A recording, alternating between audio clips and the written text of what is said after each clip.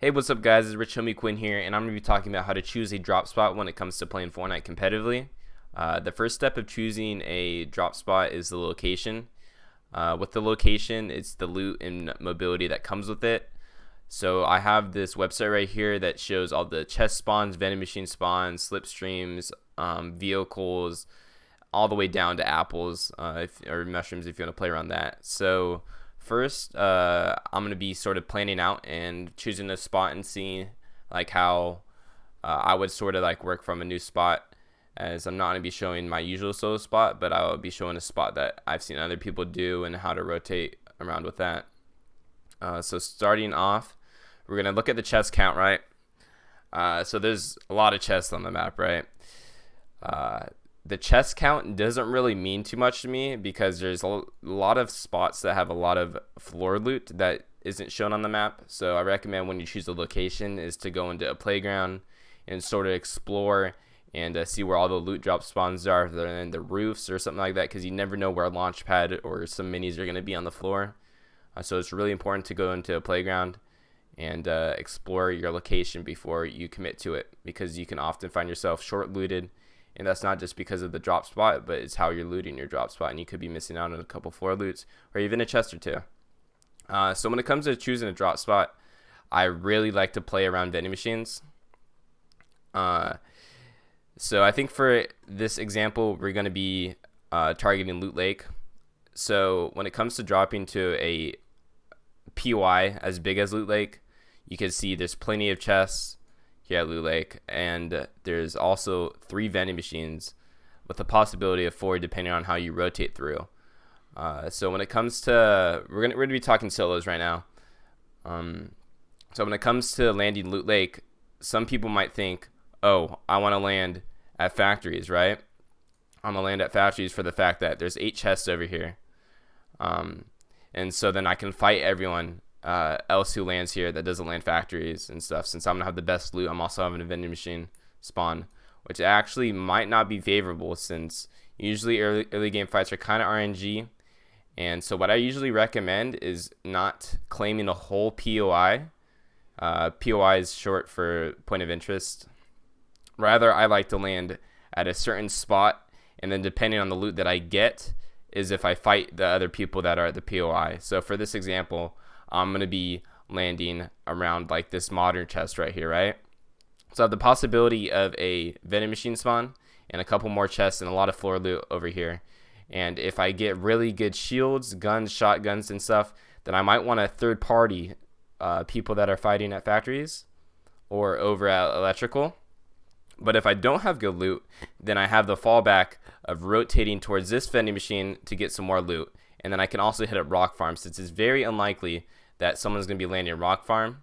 And then I can use the slipstream to then later rotate throughout the rest of the map and to scavenge into this jungle area, which a lot of people don't actually go into and get all the loot because it's very spread out, and there's no really huge advantage of just landing at, like, let's say like this castle, because then you'd be at a loot advantage.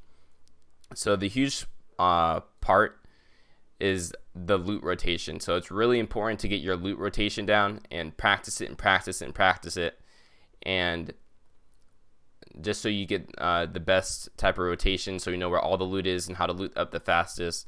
And especially landing somewhere at Loot Lake, there is actually some mobility. If you want to play around, let's say like the Durburger Rift right here, or you can play around the Quad Crashers and Drift Boards, sort of towards more electrical area. But the thing that I like about landing at a huge point of interest like this, because there is some circumstances that you will get Loot Lake uncontested.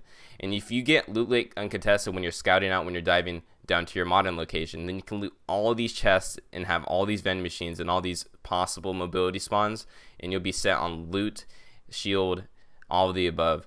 But if that doesn't happen and you don't get good loot, then you can always fall back for a rotation into jungle. And then in jungle, you can honestly go anywhere, and this is really important to your loot path, is sort of scouting out and seeing where you can go, right? So let's say the bus is moving from east to west, right? So the bus is moving across here.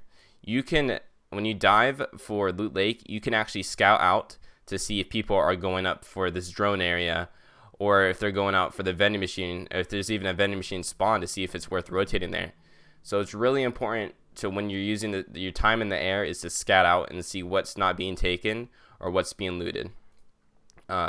So that's basically how I choose a drop spot when it comes to solos, is more of a rotation, because when I feel way more comfortable fighting in duos than I do solos, because I feel like there's less RNG and there's a lot more teamwork that can give you the advantage when it comes to 2v2 compared to a 1v1. You can get third party easily, and then there's a lot of things that can go wrong. But we're gonna do a duo instance right here. So if you guys are trying to land somewhere at a duo, let's take a great place like Pleasant Park, which has a lot of updates to it and a lot of basement parts, right?